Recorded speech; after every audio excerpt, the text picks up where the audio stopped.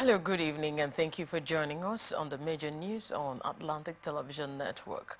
First, the headlines. Rivers Police nab Syria rapist gang targeting online victims. Kaduna State Assembly urged stakeholders to testify against El-Rufai. APC Forum says Ganduje National Chairmanship is illegal. FG plans $750 million World Bank loan. Israel begins military operations in Rafah, Gaza Strip war. Osimhen matches new scoring feat at Napoli, Serie A. Gospel singer Dunamis testifier and Vera arrested by police.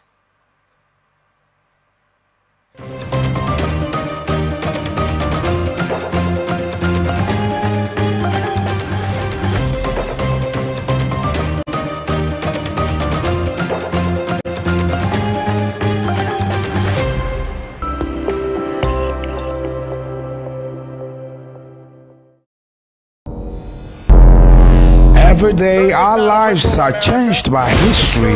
We are one people, all of us. Leaders, politics. Nobody's ambition is what's the blood. I have fought very firmly. Natural occurrence, war, and the world economy. I belong to everybody.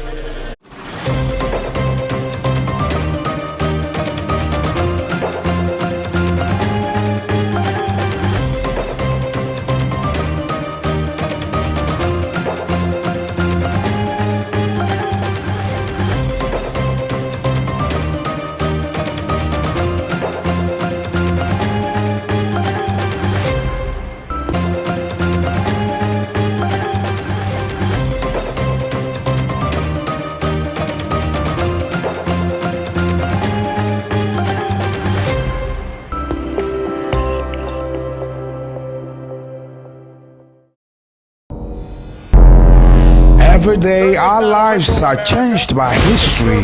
We are one people, all of us. Leaders, politics. Nobody's ambition is what's the blood. I have fought very firmly. A very good evening once again, and thank you for joining us on the news. And now the details of the news. Rivers State Police Command says it has arrested a rapist gang targeting crimes against individuals in online platforms. The development followed a reported abduction case involving Ago Ogechi, resident of Elele in Kwara local government area. On July 1, 2023, the police swiftly intervened and have successfully apprehended the prime suspect involved in a series of heinous crimes. A statement by the police PPRO Grace Eringe Koko said the suspect, identified as Luzi, to the Pacific Suite Hotel Abluma, and on booking a room, the suspect dragged the victims, rendering them unconscious, and subsequently stole their valuables. While in the case of Ago Ogechi, her iPhone, the sum of 28,000 naira, and her ATM card were reportedly stolen.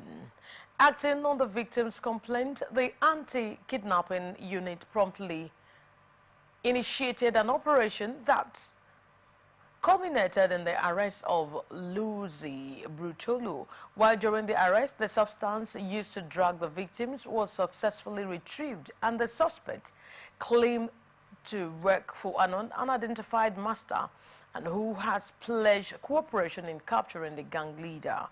After months of persistent investigation, the Rivers State Police Command successfully apprehended a gang leader whose identity is being withheld for investigative purposes.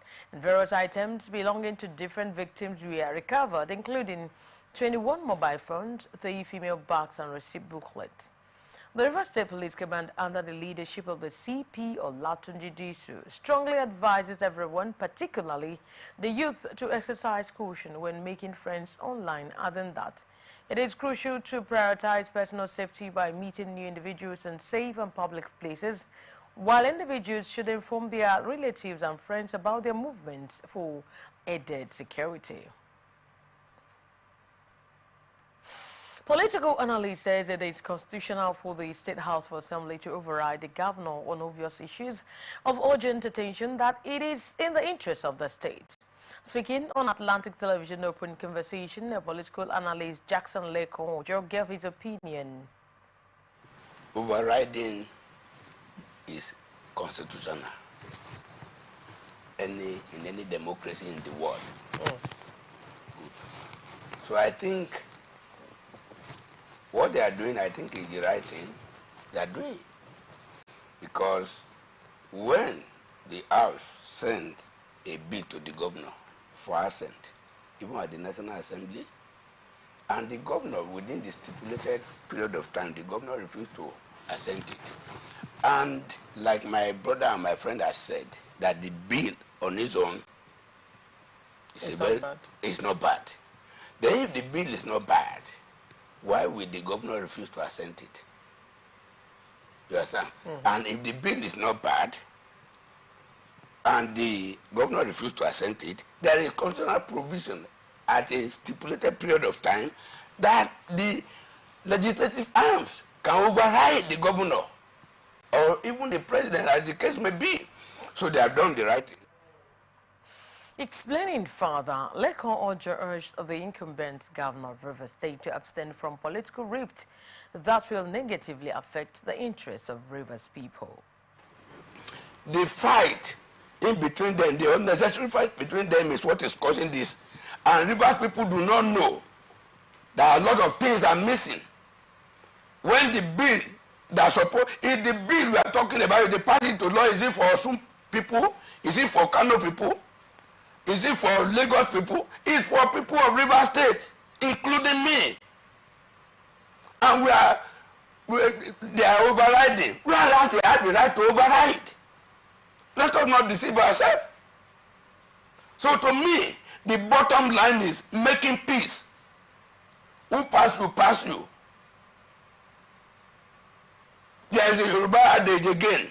They say when two people are fighting, when you know that this man and is more than you, you go call people, say make una come separate us. Come and separate us. This is coming after the Assembly and is 173rd legislative sitting overrides the assent of the Governor Sim Fubara to pass the Rivers State Public Procurement Amendment Bill 2024 into law. Operatives of the Delta State Police Command forcefully dispersed a group of protesting women, and during the incident, one middle-aged woman was allegedly shot, while many others sustained varied degrees of injury in Ughelli. The women from Oteri Ughelli in the Ughelli North local government area were protesting against alleged incident, harassment and extortion by policemen in the community. Eyewitnesses said that what started as a peaceful protest turned bloody when the aggrieved women in their hundreds who had mobilized to the police area command office in Ughelli to register their grievances were rejected by the men and officers of the area command. The women protesters carried placards with assorted inscriptions such as "Oteri Ughelli is a peaceful community with law-abiding citizens. Stop making life difficult for us. Police are making life difficult for our poor and innocent citizens." While security operatives reportedly used heavy tear gas against the unarmed women and shot one middle-aged woman in her left leg, while others were beaten to stupor. When contacted, the police area commander in Ughelli, ACP Adebayo, said he is looking into the complaints of the community with a view to sanctioning erring police officers and men.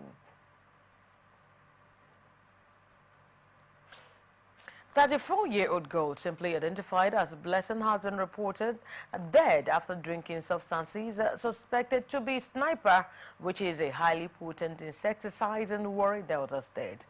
A friend of the deceased, simply identified as Ejiru, said she killed herself out of depression due to the absence of help from family members and friends. The Delta State Police Command is yet to speak on the circumstances surrounding her death.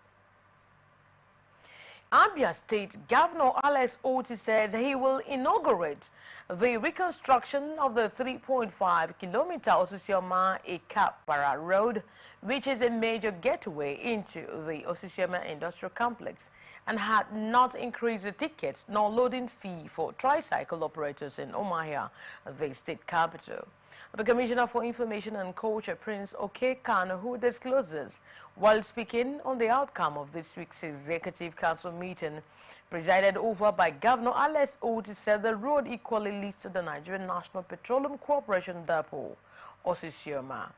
He said the governor has lots of potential to spark up the state's economic development, while the Director General of the National Agency for Food and Drug Law Administration and Control, Professor Moji Adeyeye, will be in the state of May 15 on a working visit where she will call on the governor and meet with stakeholders and the business community. He also said the state government would, during the period of the visit, provide a free 150 CAC business certificate to Ambience to complement the 25 PCs to be provided by the NAFDAC. Other than that, the government will investigate the allegations and stress the need for the leadership of the tricycle operators to engage the government on any issue or policy of government that affects them negatively.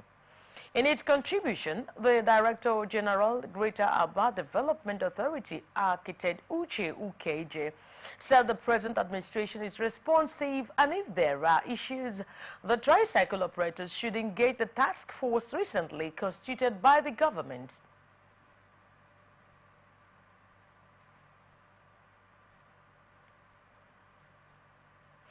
Enugu Electricity Distribution Company has approved a reduction of electricity tariff for their customers and the Band A feeders.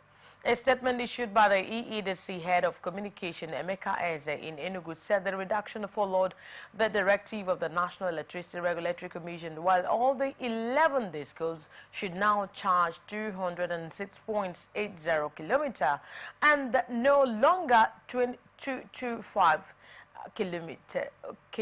225 kilowatts and no longer 225 kilowatts for customers and Band A feeders.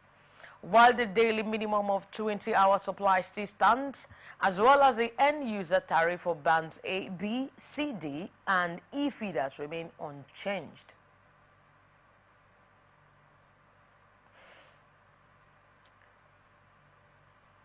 Justice Yele Mbogoro of the Federal High Court in Lagos State has ordered the release of a Babcock University student, Oluwa Teniola Omidije, allegedly detained by the Economic and Financial Crimes Commission over a 100,000 naira debt owed by her mother, Omoniyi Omidije.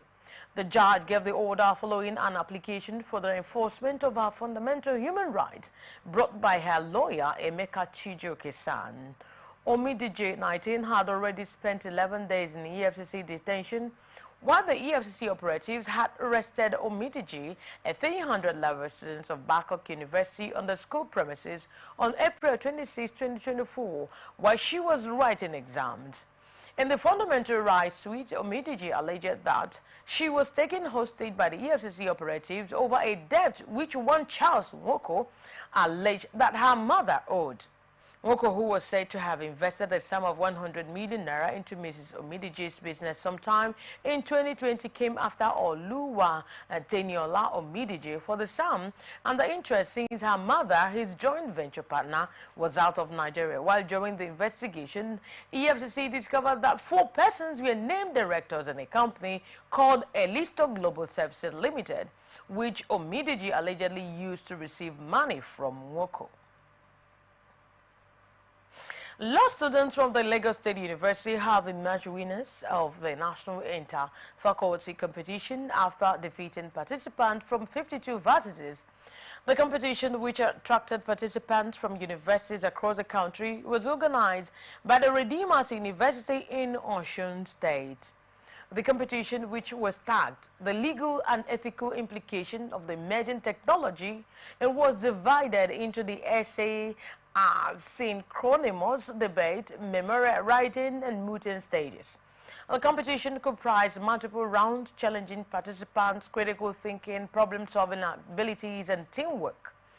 During the competition, Coach Jovi Daniel represented the school in the essay writing stage. Aina Ayomide and Abdul Qadir Ajenia represented Lasso in the debate stage, while Bola Joko Amason and Akirinde Frederick represented LASU in the final rounds.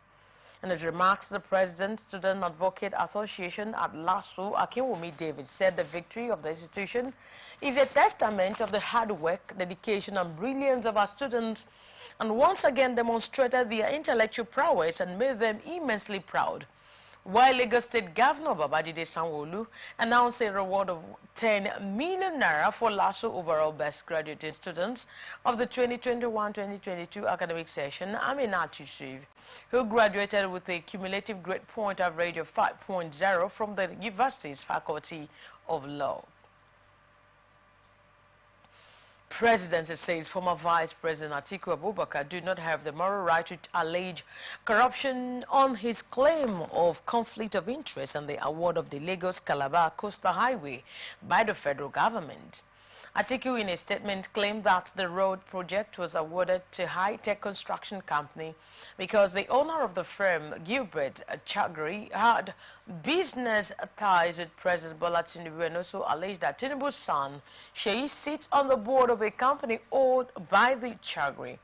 Atiku also faulted the massive demolition of buildings to pave the way for the highway, saying it had the potential to discourage foreign investors. While the presidency denied the claims by Atiku that the former Atiku lacked the moral right to raise the question of the conflict of interest. The presidency also accused the former VP of approving sales of over 145 state-owned enterprises to his known friends and associates as chairman of the National Council on Privatization.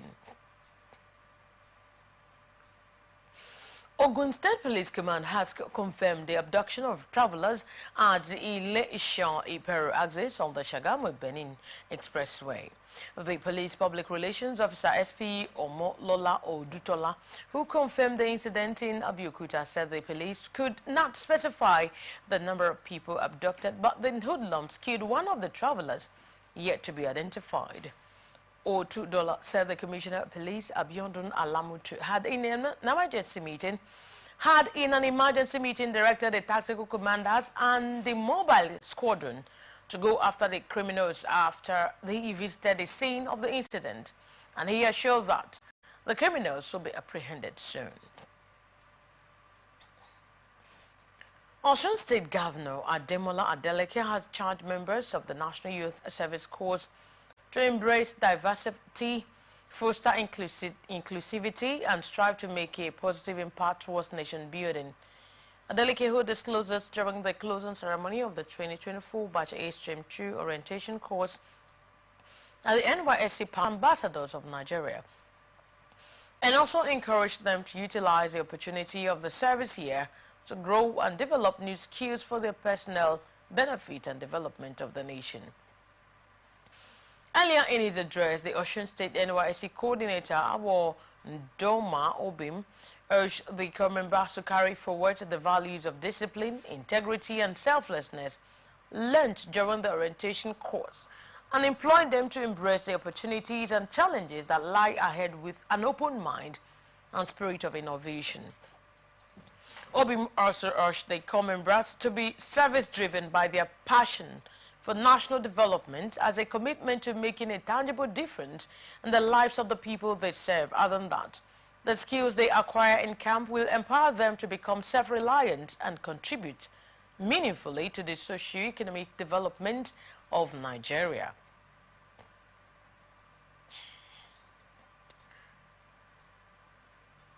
Oyo State Signage and Advertisement Agency says it has initiated a two-day enforcement-driven drive in Ibadan, the state capital, to tackle the issue of unpaid debts from first-party clients. The Director General of the agency, Oludolapo Esho Ajanako, who discloses none while leading an enforcement team within the Ibadan metropolis, said the unpaid debt had negatively affected the agency's operations and the internally generated revenue of the state. He applauded the businesses that have complied with their financial obligations while urging their clients to do the same to avoid disruptions to their business operations. The agency had in April 24, 2024 clamped down on third-party agents and other advertising practitioners for non-compliance and refusal to pay advance bills worth over 650 million naira into the state government's coffers, while leading an enforcement exercise within the Ibadan metropolis. He also said the state government is being owed over 650 million naira in revenue default from the advertising practitioners over the period in view.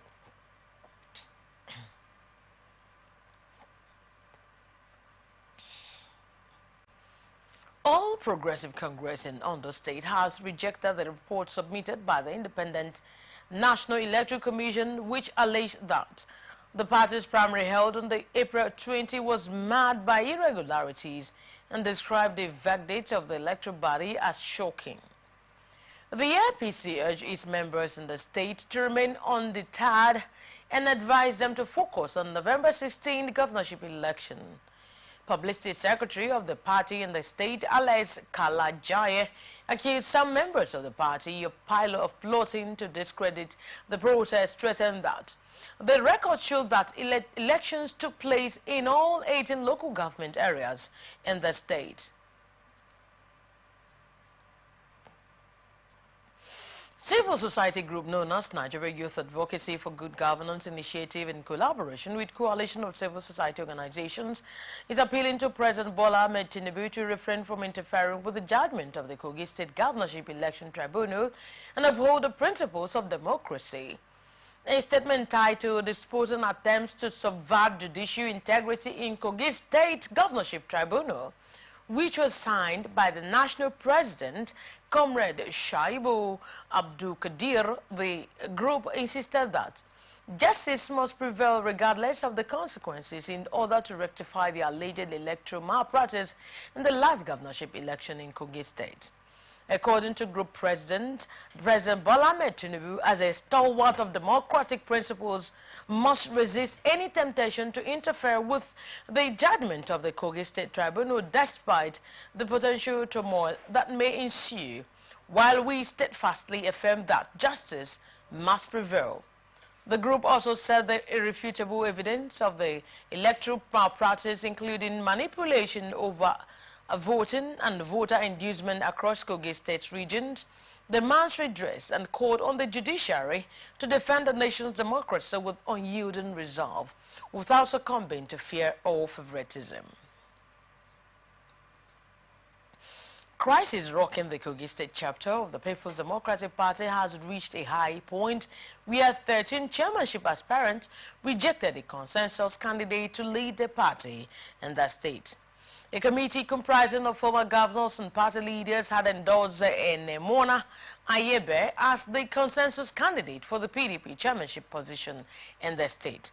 While at a press conference in Lokoja, the spokesperson Forum of Kogi State PDP chairmanship aspirant Arowa Ismaila said the purported endorsement of Ayeba as the party's consensus candidate for the office of the state chairman was blatantly misleading and only existed in the imagination of their sponsors. The chairmanship aspirant spoke through the spokesperson Ismaila Arowa at the meeting and advocated for outright rejection of the review report, which even fell far short of the initial zoning committee reported led by Honorable Tom Zakari. According to the spokesperson, the leadership of the PDP in Kogi State under Senator Danjuma Lah as chairman and Senator Philip Gunka as secretary has not put in place or activated any process among the 13 aspirants to arrive at a consensus candidate.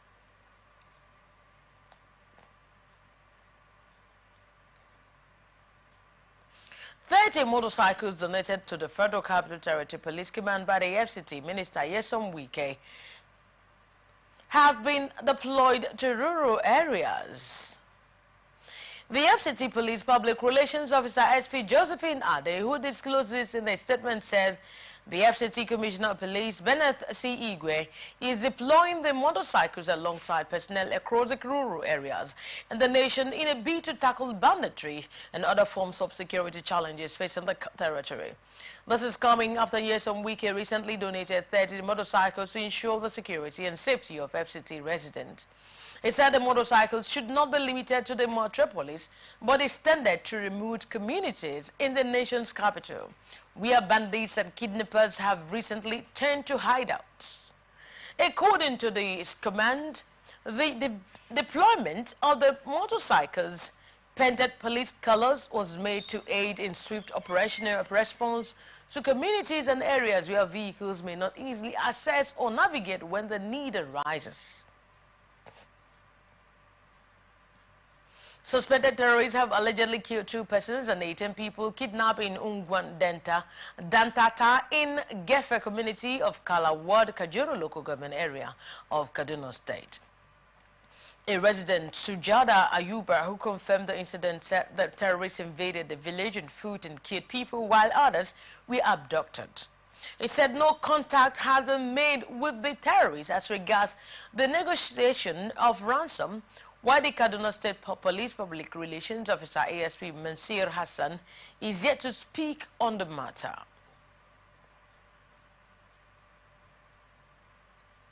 Kaduna State House of Assembly have summoned both 7 and former commissioners, administrators, as well as contractors to testify before its ad hoc committee set up to investigate the 8 years administration of immediate past governor of the state, Malam Nasir El-Rufai. The development was in connection of the State Assembly's probe for finances, loans and contract projects awarded under the El-Rufai administration. The probe by the State Assembly comes weeks after the incumbent governor of Kaduna State, Oba Sani, lamented that El-Rufai left him in a huge debt profile. Sani, who spoke during a town hall meeting in Kaduna, said he inherited a lean treasury. Other than that, he could not pay workers' salaries. The chairman of the committee, Henry Danjuma, representing the Kagako constituency, said the committee deemed it fit to summon both present and former officials of the government just to assist the committee to carrying out its mandate of unraveling the circumstances surrounding loans, contractual obligations under the Governor El-Rufai's administration. Zamfara State House of Assembly has approved a 6-month extension of the tenure for sole administrators of the state local government councils. The extension followed the presentation of a report by the special committee mandated to screen the 14 local government councils sole administrators, which was chaired by the Deputy Speaker Adamu Aliyu Gumi before their confirmation.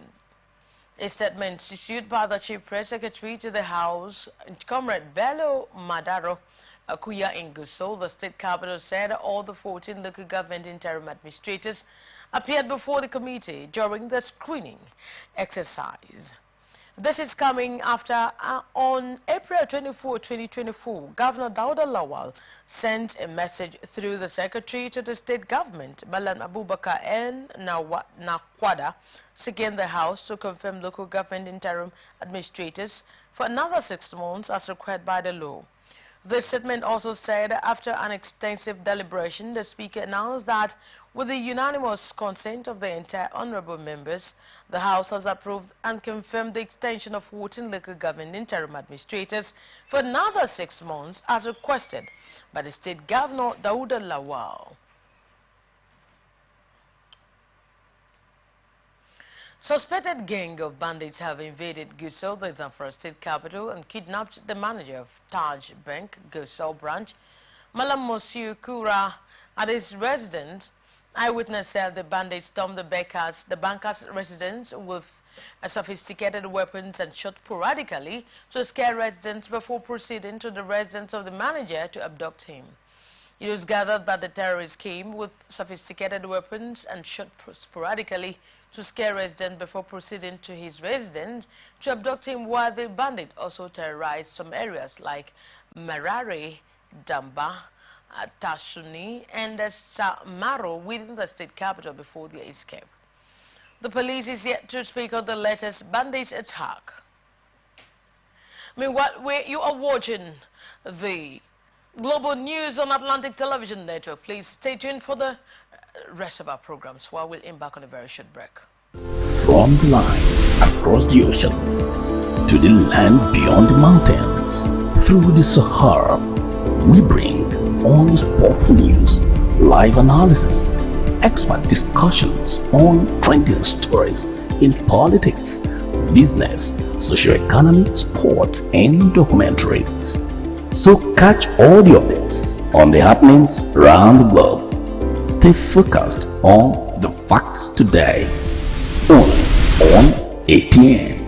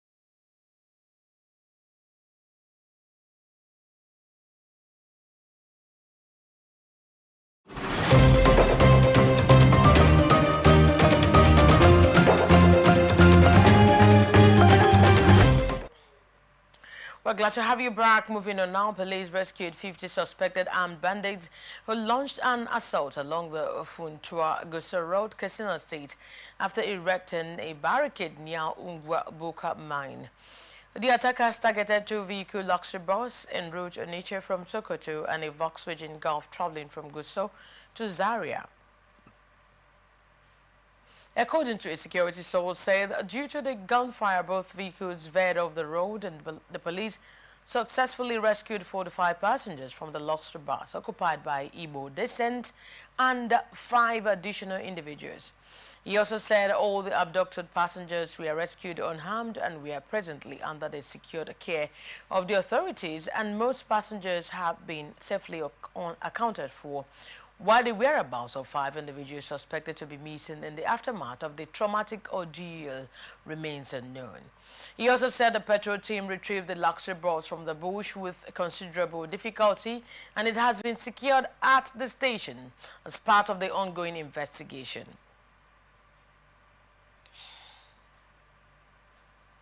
Director General of the National Youth Service Corps, Brigadier General Y.D. Ahmed, is urging corps members to serve as exemplary ambassadors and promote unity wherever they are posted.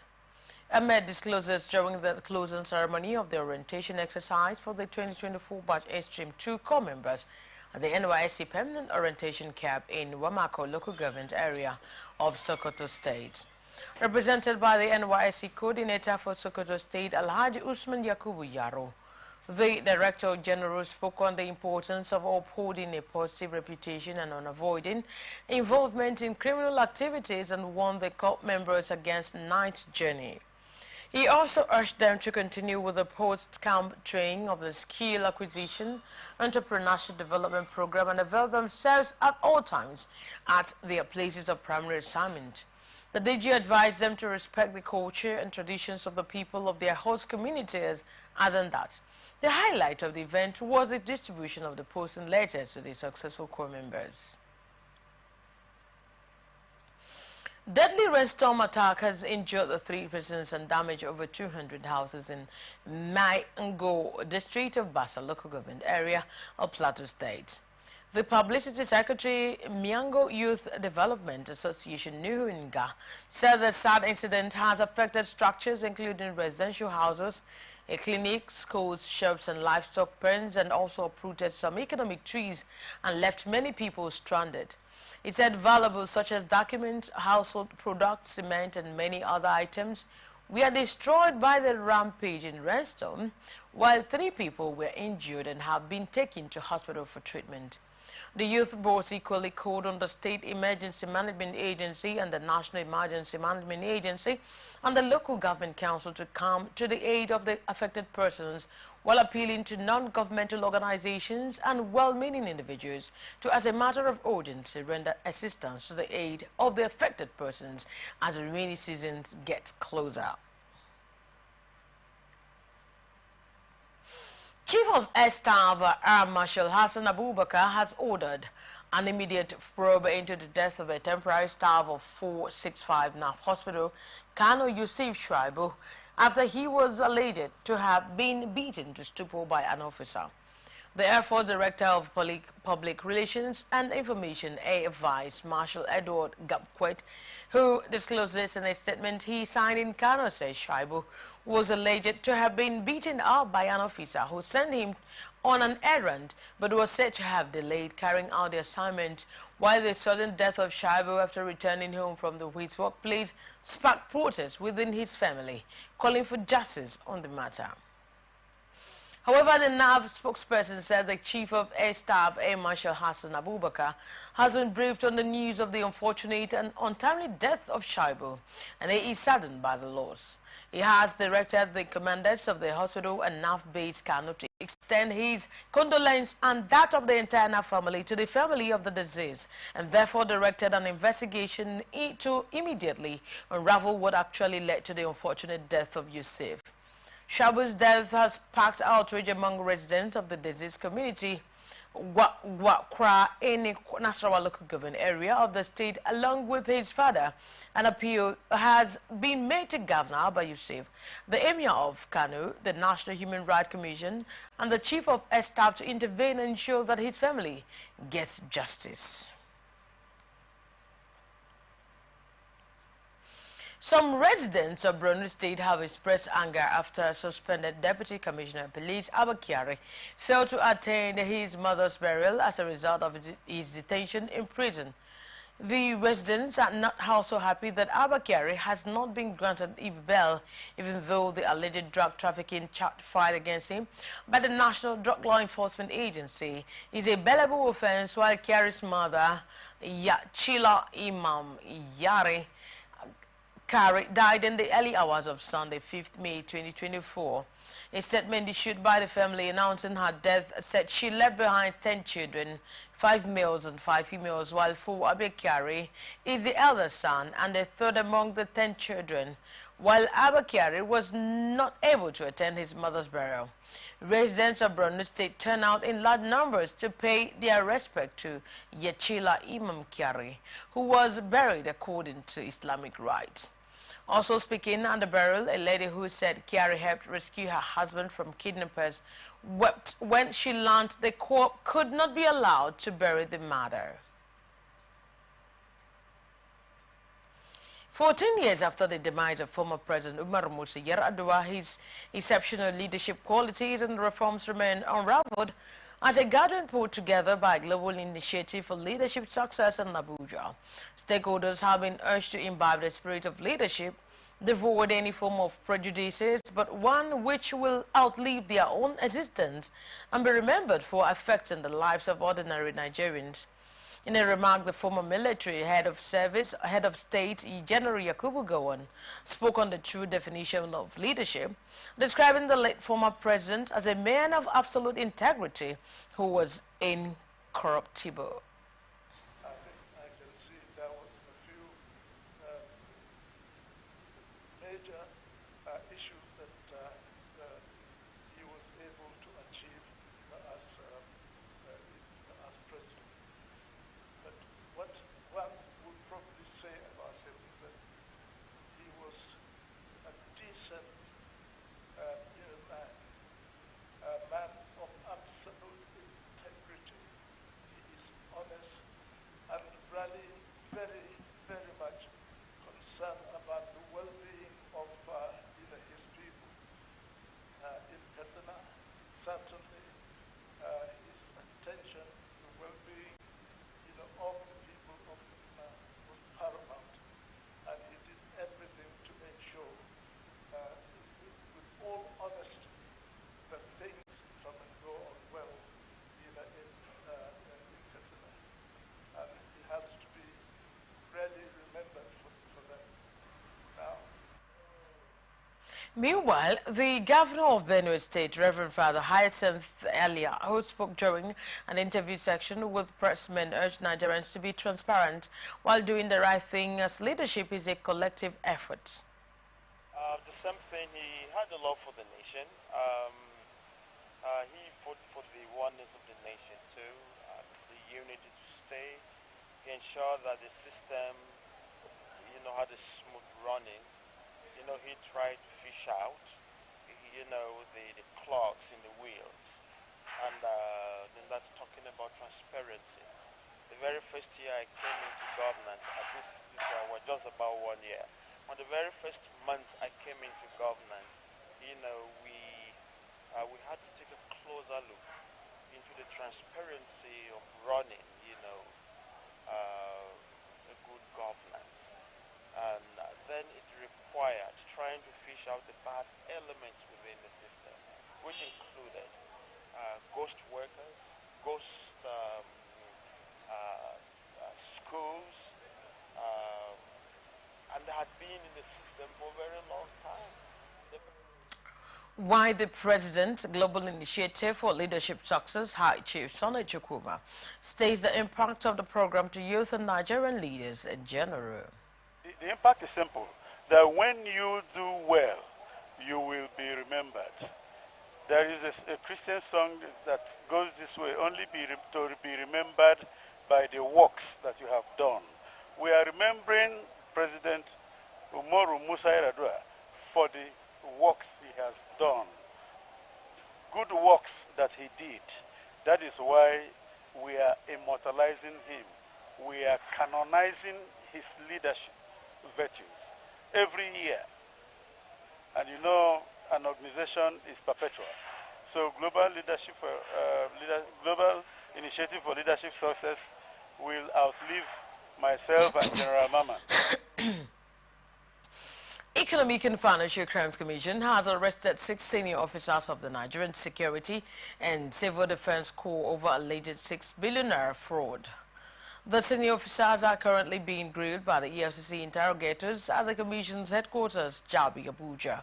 And details of the probe are still sketchy, while the NSCDC officers were handed over to the EFCC on the order of the NCSD NSCDC Commander General Ahmed Audi. This is coming after the FCC chairman, Ola Olukode, had earlier written a letter to the NSCDC Commander General demanding the officers released for interrogation. The spokesperson for the EFCC, Dele Oyewale, said phone calls and text messages to his phone lines were not responded to, not returned. While the spokesperson for the NSCDC, Babawale Afolabi, said he was not aware of the development. Executive Chairman of the Economic and Financial Crimes Commission, Ola Olukode, says the importance of integrity and transparency as crucial elements of effective leadership in both public and private sectors cannot be overemphasized. Olukode, who disclosed this at the first President of Madwa International Leadership Conference and Awards in Abuja, acknowledged that while there are rules and laws in place to promote integrity, poor enforcement has contributed to the low integrity quotient among many Nigerians. The FCC boss implored Nigerians to imbibe integrity in all their endeavors and restated the Commission's commitment to the provisions of its Establishment Act and vowed that the Commission will not relent in its enforcement roles.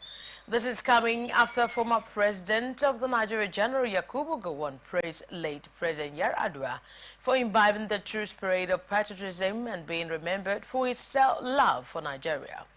Governor of Benue State, Hyacinth Aliye Anawudi, at the event, thanked the organizers for preserving the late president's legacy and encouraged Nigerian leaders to be steadfast in delivering on their mandate to move Nigeria forward.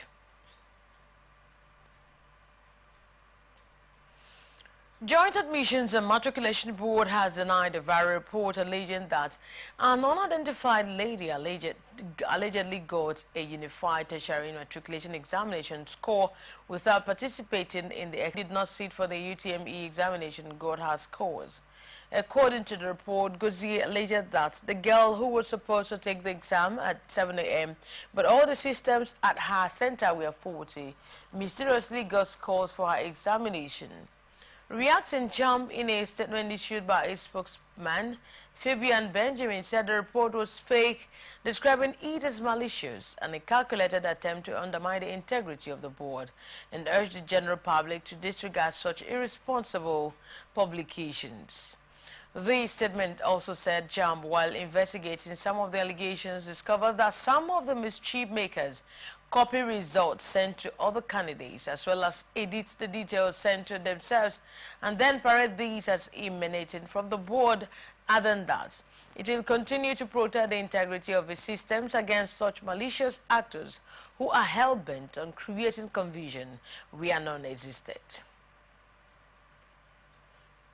Chief Justice of Nigeria, Justice Olokoyade Ariwola, has advised judges to shun fear as they carry out their duties and giving priority to the integrity with steadfastness in the face of daunting challenges by protecting and upholding the rule of law. Ariwola, who disclosed this at the injunction court for newly appointed judges of the Superior Court of Record held at the National Judicial Institute in Abuja, spoke through Justice Jumai Hanato Sanki. He also advised the newly appointed judges to be humbled in recognizing their limits of their knowledge and seek guidance through education and support while learning from fellow judges. The CJN also said the role of judges is a critical one that demands an understanding of their position as priests in the temple of justice and defendants of the rule of law, which has a significant impact on the lives of individuals, communities, and society as a whole. In his welcome address, the Nigeria Judicial Institute Administrator, Justice Salisu Garuba Abdullahi, urged the new judges to be steadfast and stay the course on the side of fairness and integrity and become persons who have subordinated or giving up their personal desires and aspirations to become committed to addressing injustice, protecting the rule of law, promoting equality before the law and human rights of the people in the community.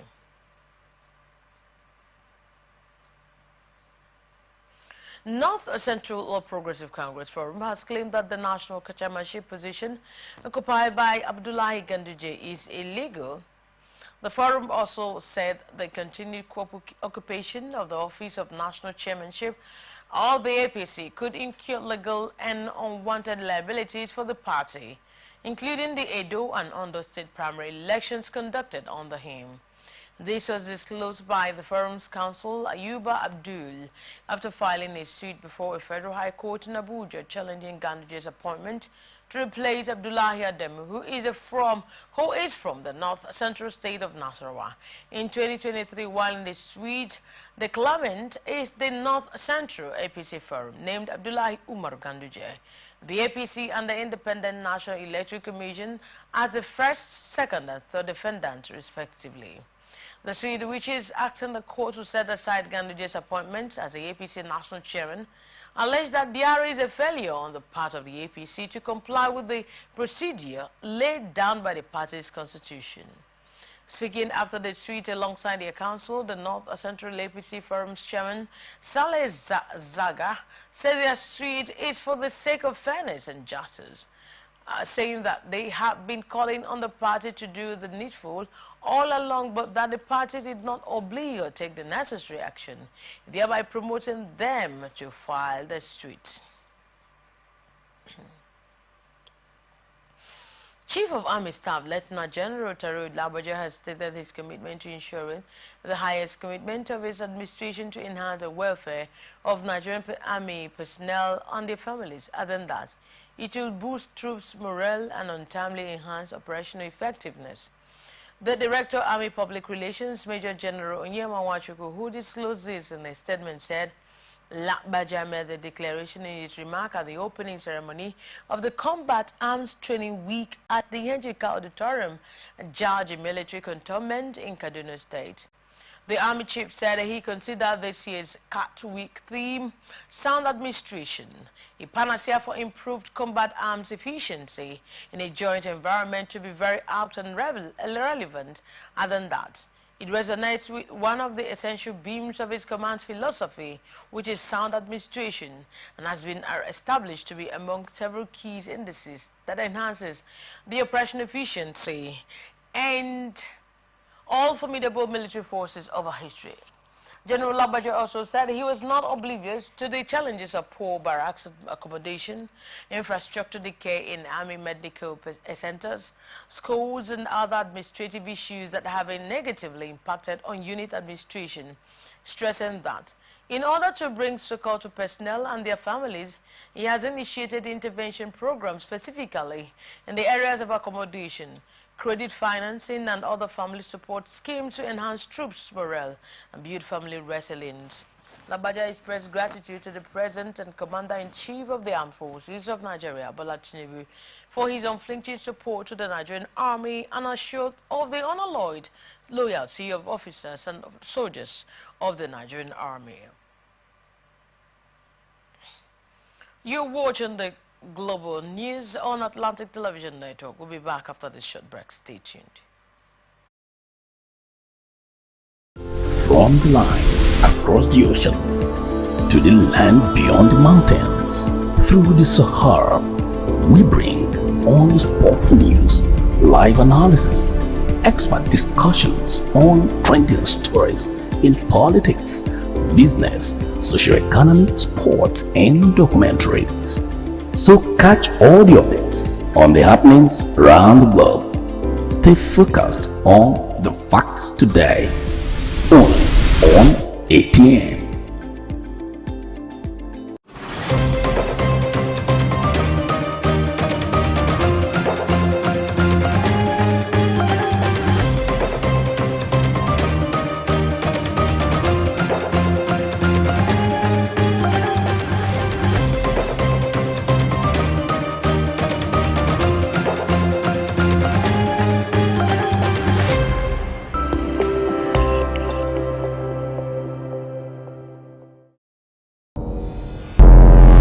Every day our lives are changed by history.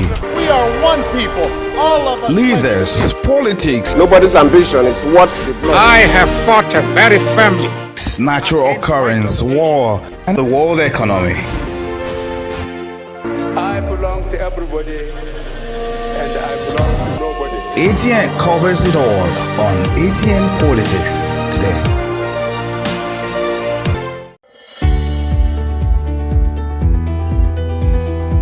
People into the country illegally. That is amazing. Honorable You human trafficker. Honorable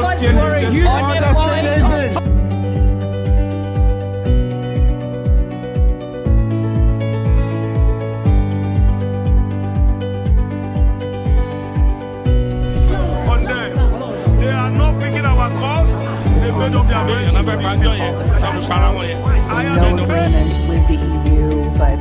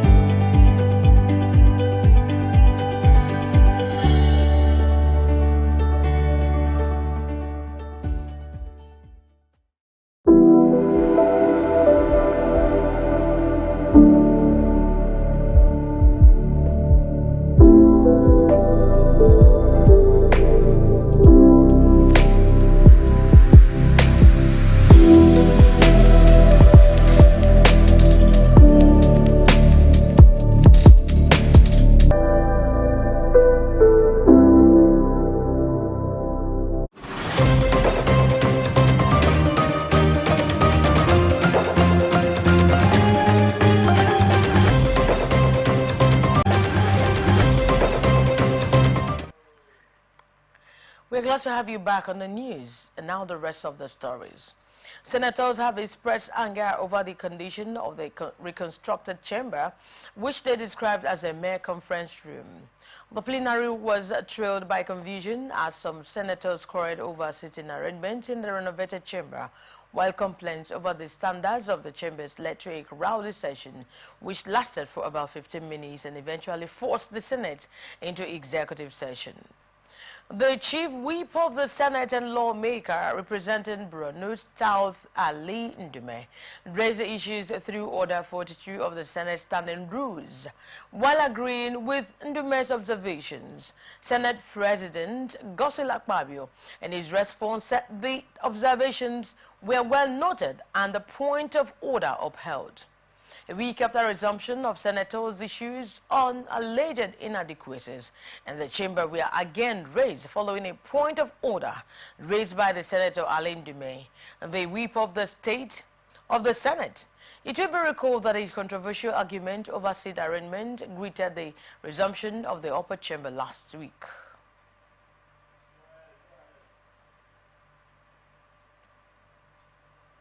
Senate has set up an ad hoc committee to investigate the Centenary City project to ascertain the factors impeding its completion. The upper chamber also urged federal government to prioritize Abuja Cemetery City project for economic revival. These are part of the resolution reached to investigate the project following a motion sponsored by Senator Yisa Ashiru for alleged irregularities surrounding the $18.72 billion Centenary City project.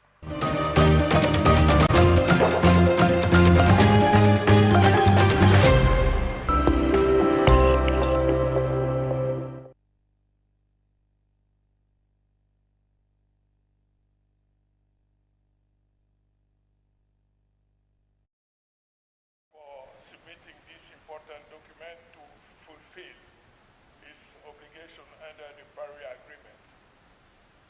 This achievement is in line with the declaration of the ECOWAS head of state and government adopted on climate change in December 2021, which also called on member states to develop their long-term low-carbon emission development strategy.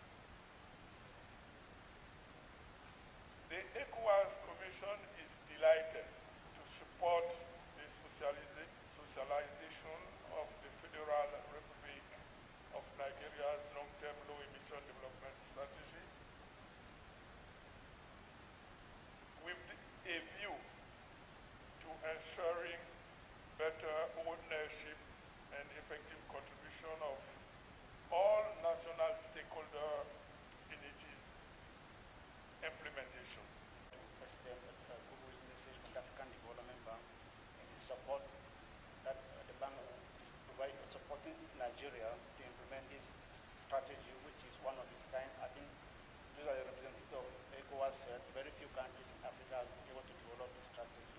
So going forward, I think the bank also engaged with Nigeria again in terms of this strategy now moving forward, how the bank redesign its strategic partnership with Nigeria in terms of supporting low emission strategy design. As a development institution, we who have always been at the side of Nigeria in terms of providing this support. Just last year, we supported the Nigerian government to develop the National Circular Economy Plan, which was a very good document that is also part of this document that we are launching here today. And going forward, we are supporting Nigeria to build, to accelerate the just energy transition plan. We know that the energy transition plan was developed and the government needs a lot of support. However, in support on the motion, some lawmakers expressed their reservations over the setting up of an ad hoc committees when standing committees could be co-opted. I therefore urge each and every one of us to actively participate, align himself with all our efforts, and contribute to the discussion in a very friendly, partnership-oriented, and focused manner.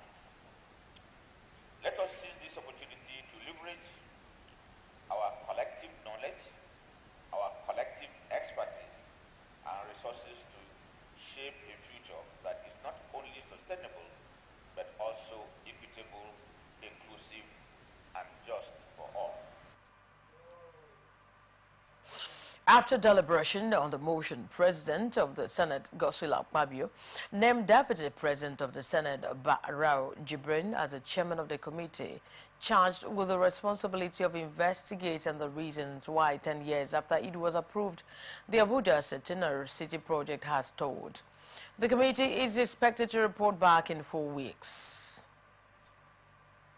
House of Reps has called on the Inspector General of Police, Kayode, the Department of State Services and heads of other security agencies to probe the recent killings of innocent Nigerians in Ambe in the Shanga local government area of Kaduna State. 6 persons were reportedly killed in Ambe, a settlement in the Arak Chiefdron, on Sunday when gunmen invaded the community, shooting sporadically at innocent citizens. At the resumption of plenary on Tuesday, the member representing Jama's Changa Federal Constituency, Kaduna State, Amos Daniel, via a motion on matters of urgent public importance, said at about 7 p.m. on Sunday, May 5, 2024, in Ambe, in the outskirts of Gwantu Shanga local government area of Kaduna State, following the attack from 2 gunmen who arrived on 2 motorcycles at the birthday celebration venue of their aged father, killed 6 people and injured many. The lawmaker also said youth in the area summoned the courage to apprehend one of the gunmen with his motorcycle and later handed him over to soldiers on guard. Adding that some of the victims of the attack are currently receiving treatment at the University of Jos Teaching Hospital. The People's Democratic Party lawmaker said since the unfortunate incident, residents of the area have been left traumatized and unable to carry out their daily businesses in fear of the unknown, while the House observed a minute silence in honor of the dead and called on the Inspector General of Police to deploy more police personnel to secure the area. And on the business news, House of Reps has issued a 14-day ultimatum to Dangote Cement, Bua, Lafarge, Ashaka and other cement manufacturing companies in Nigeria to appear before it to make their submissions over the arbitrary increases in the price of the commodity nationwide. The Chairman, House Committee on Solid Minerals, Gaza Gbefi, who gave the directive at the public hearing to investigate the arbitrary increase in the price of cement in Nigeria by cement manufacturers organized by the House Joint Committees on the Commerce, Industry, Special Duties and Solid Minerals in Abuja, said the House adopted a motion on the arbitrary increase in the price of cement by the cement manufacturers in Nigeria and constituted a joint committee to investigate and report back to it for further legislative action. At the public hearing on Tuesday, none of the cement companies appeared or sent representatives to make submissions on their behalf. And anchored by the development, Bwefi, who represents Karukefi Kunona Federal Constituency in Nasarawa State, said the Parliament was not in receipt of a court order restraining it from inviting anybody or companies for investigative purposes.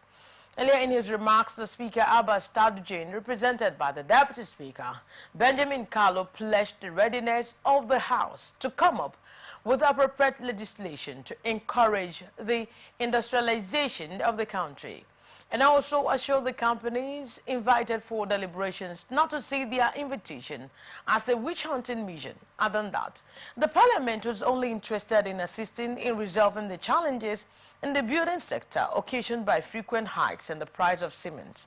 The Deputy Speaker asserted that bridging this gap requires affordable and accessible cement prices for both the government and the private sector. In view of Nigeria as a party to the United Nations Framework Convention on Climate Change and as part of its commitment to the Paris Agreement launched as a comprehensive long-term low-emission development strategy on the 1st of December 2023 at COP28 in Dubai, the National Council on Climate Change hosts a high-level meeting and a public representation of the document. The document they deposited at the United Nations Framework Convention on Climate Change Secretariat serves as a long-term strategy and a vehicle for transition in Nigeria to a net zero pathway by 2026. Stakeholders from ECOWAS Commission and African Development Bank reiterate their support for implementation of the long-term strategy to make sure that climate change challenges are wiped out the fate of Nigeria.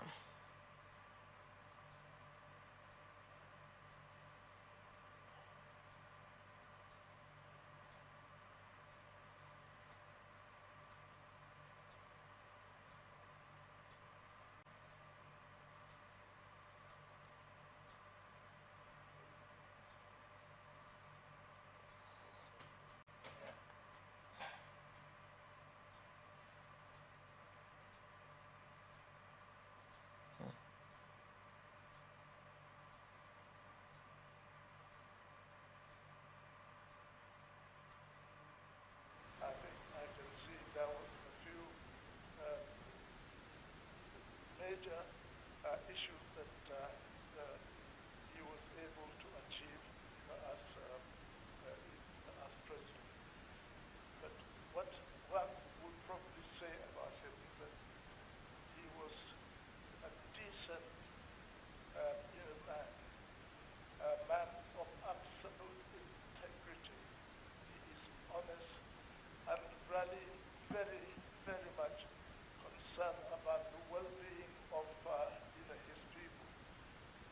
In Kasana, certainly his attention to the well-being of the people of Kasana was paramount, and he did everything to ensure, with all honesty, that things come and go on well in Kasana. He has to be really remembered for that.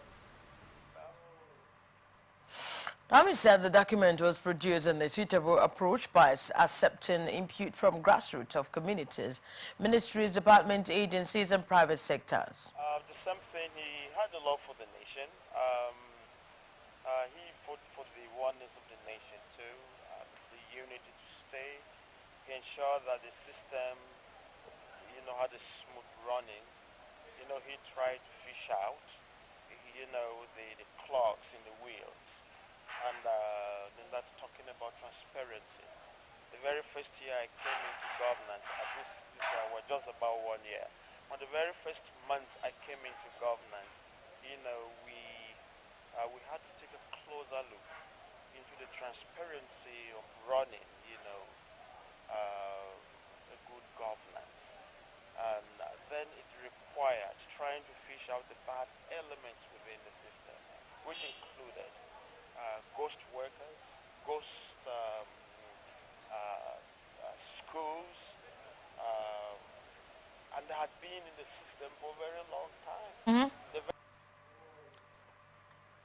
In pursuit of securing a new $750 million loan from the World Bank, the federal government is planning to introduce suspended telecom tax and other fiscal measures.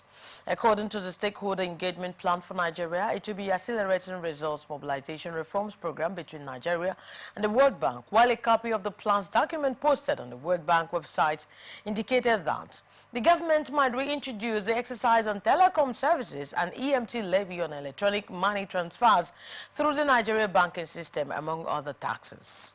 This is coming after the President Bola Tinubu in July 2023 ordered the suspension of the 5% exercise duty on telecommunications and the import tax adjustment levy on certain vehicles. Other than that, the suspension may be lifted to meet the program targets for a new, yet-to-be-approved World Bank loan, with negotiations ongoing between the government and the World Bank.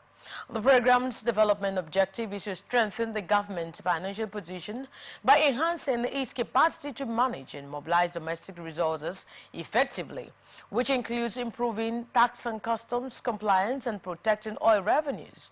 The planned tax reforms under the AMO program are expected to have significant implications across various economic sectors. Other than that, the program is part of a larger governmental initiative running from 2024 to 2028 aimed at reforming tax and excise regimes, enhancing the administrative capabilities of tax and customs, and ensuring transparency in oil and gas revenue management.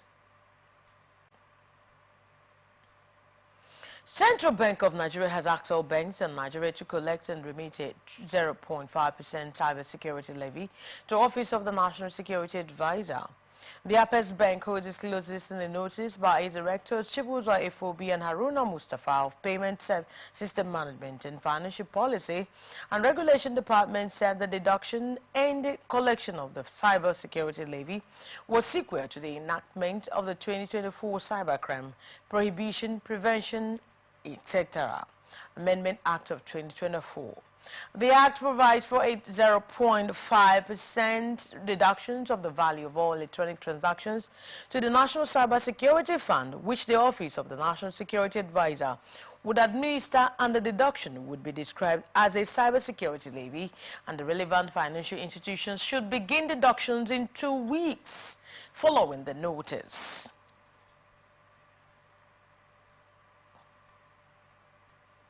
Central Bank of Nigeria has provided an additional clarifications on the circular concerning the cash pooling of repatriated oil and gas export proceeds by the international oil companies.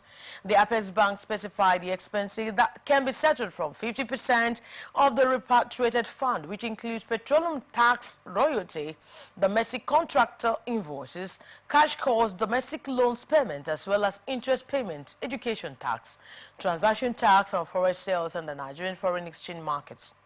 In the previous circular, the CBN said it identified a common practice among international oil companies where they transfer crude oil export proceeds offshore for cash pooling, while this practice had a directive impact on the domestic foreign exchange market liquidity, and to mitigate these negative effects as part of ongoing forex market reforms. While the CBN introduced specific measures and the new guidelines, banks are now allowed to pool cash for international oil companies. The circular said international oil companies are permitted to pool the first 50% of the repatriated proceeds either immediately or when needed. In the clarification, CBN said banks have the green light to forward cash pooling requests before the actual date of a receipt, which must be backed by the necessary documentation by the CBN's approval, while the remaining 50% of the repatriated export proceeds can be allocated to meet financial obligations within Nigeria as and when required within the stipulated 90-day period. And that's it on the news for tonight. Thank you so very much for watching Atlantic Television Global News. My name is Angel Okoma, Angelic Angel. And from me is to have a wonderful night rest. Good night.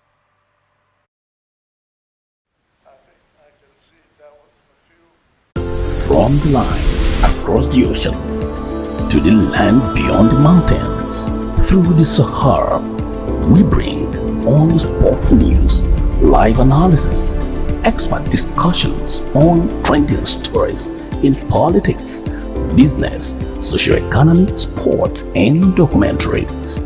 So catch all the updates on the happenings around the globe. Stay focused on the fact today, only on ATN.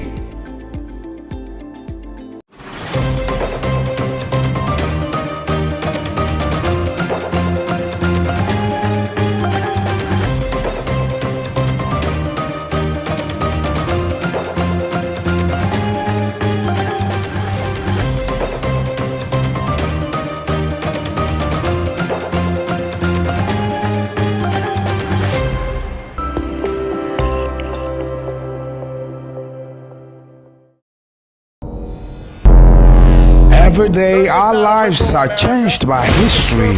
We are one people, all of us. Leaders, politics. Nobody's ambition is what the blood. I have fought very firmly. Natural occurrence, war, and the world economy.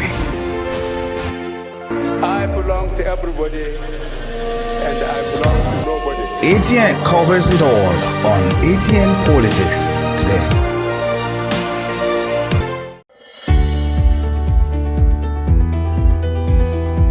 People into the country illegally. That is amazing. Honorable You human trafficker. Honorable You understand.